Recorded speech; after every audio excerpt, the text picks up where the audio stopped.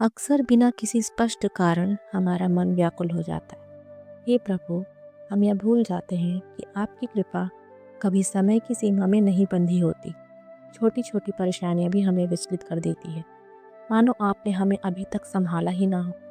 हम आपके मौन से प्रश्न करने लगते हैं, न समझे बिना कि आपकी चुप्पी में भी गहरा उत्तर छिपा होता है। हम भूल जाते हैं कि प्रतीक्षा भी भक्ति का ही एक रूप है और आपकी इच्छा से ही हर क्षण की रचना होती है। जय श्री कृष्णा दोस्तों, आपका हार्दिक स्वागत है साक्षात माधव चैनल पर। आज हम जानेंगे कि श्रीमद् भगवद गीता के 7वें अध्याय से क्या सीखा जा सकता है, और वह भी बहुत ही सरल भाषा तथा आसान शब्दों में। श्रीमद् भगवद गीता के 6ठे अध्याय में हमने जाना कि सच्चा योगी कौन होता है और योगी बनने की प्रक्रिया क्या है। अब 7वें अध्याय में भगवान श्री कृष्ण हमें सृष्टि के गहरे रहस्यों से अवगत कराते हैं। हम यह समझेंगे कि भगवान किस प्रकार इस संसार का संचालन करते हैं, उनके प्रिय भक्त कौन होते हैं और सामान्य मनुष्य उन्हें क्यों नहीं पहचान पाता। साथ ही यह भी जानेंगे कि परमात्मा की प्राप्ति कैसे संभव है। तो दोस्तों, मैं आपको श्रीमद् भगवद गीता की 7वें अध्याय की दिव्य शिक्षाओं की इस अद्भुत यात्रा पर लेकर चलती हूँ। श्रीमद् भगवद गीता अध्याय 7, ज्ञान विज्ञान योग। दोस्तों, अब तक श्री कृष्ण गीता के पूर्व अध्यायों में अनेक महत्वपूर्ण प्रश्नों के उत्तर दिए हैं। उन्होंने बताया कि परमात्मा तक पहुंचने के 2 प्रमुख मार्ग हैं, ज्ञान योग और निष्काम कर्म योग। साथ ही यह भी स्पष्ट किया कि यज्ञ और कर्म कैसे करना चाहिए, ध्यान की विधि क्या है, वर्ण संकर क्या होता है, अवतार का रहस्य क्या है और प्रभु के दर्शन कब और कैसे होते हैं।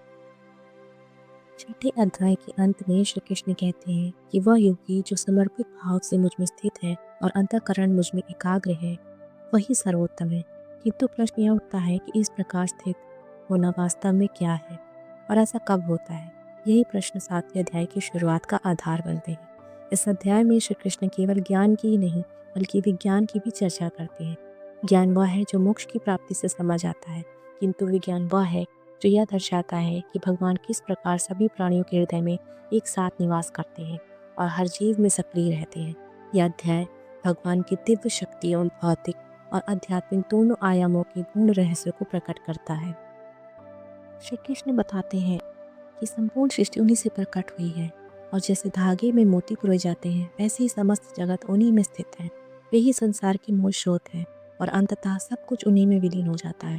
भगवान यह भी कहते हैं कि उनकी प्रकृति रूपी माया पर विजय पाना अत्यंत कठिन है, परंतु जो भक्त उनकी शरण में आ जाते हैं, वह उनकी कृपा से इस माया को सरलता से पार कर लेते हैं।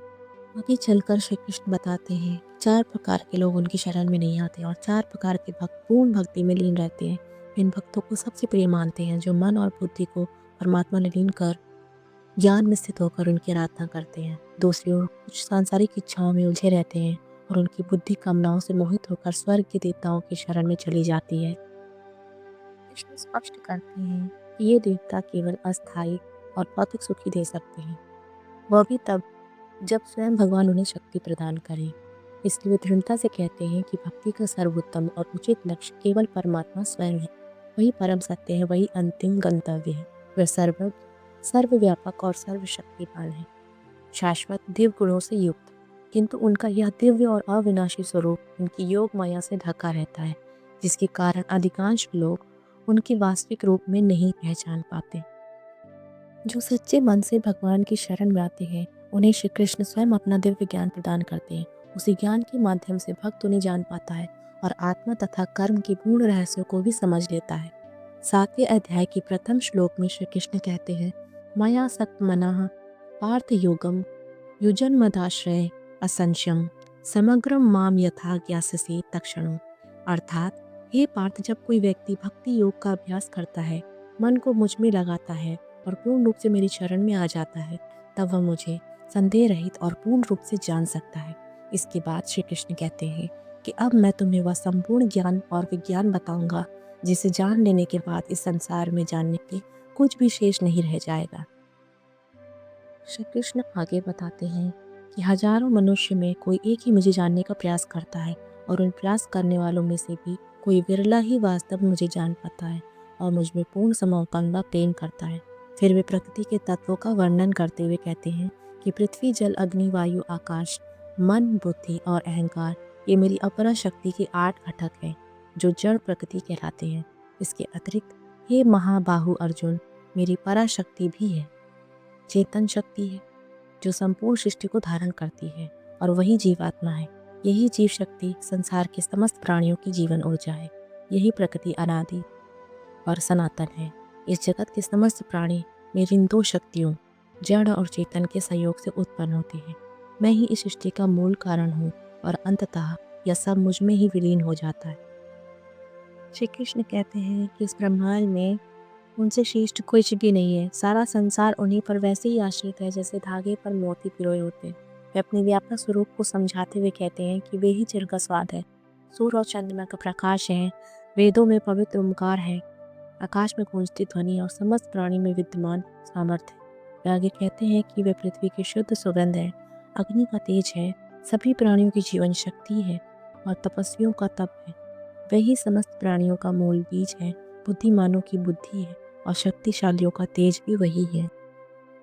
के पश्चात श्री कृष्ण प्रकृति के त्रिगुणात्मक स्वरूप का वर्णन करते हैं। सत्वगुण, रजोगुण और तमोगुण, ये तीनों गुण उनकी शक्ति से उत्पन्न होते हैं और संपूर्ण सृष्टि इन्हीं से मोहित रहती है। किंतु श्री कृष्ण इन गुणों से परे हैं, इसलिए लोग उनकी सच्ची पहचान नहीं कर पाते। श्री कृष्ण कहते हैं कि यह दिव्य माया अत्यंत बलवान है और इसे पार करना कठिन है, पर जो सच्चे मन से उनकी शरण में आते हैं वे इनकी कृपा से इसे सहजता से पार कर पाते हैं।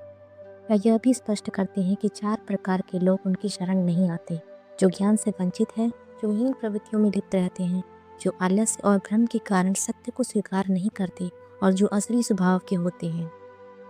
इसके विपरीत 4 प्रकार के पवित्र लोग भगवान की भक्ति में लीन रहते हैं। कोई दुख में स्मरण करता है, कोई ज्ञान की जिज्ञासा से, कोई सांसारिक इच्छाओं की पूर्ति के लिए और कोई पहले से ही परम ज्ञान में स्थित ज्ञानी। इन सभी में भगवान उन्हें श्रेष्ठ मानते हैं।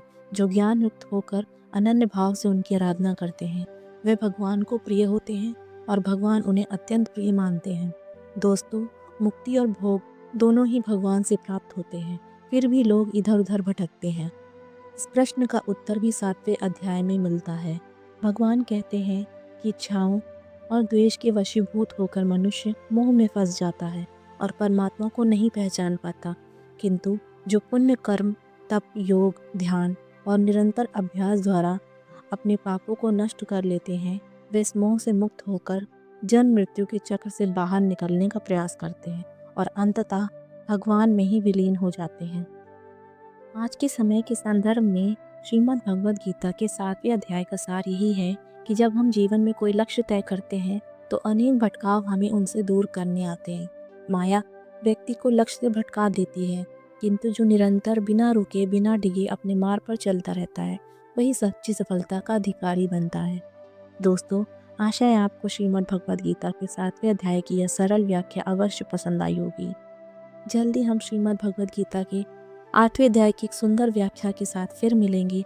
तब तक अपना ध्यान रखें, स्वस्थ रहें, प्रसन्न रहें। धन्यवाद। राधे राधे।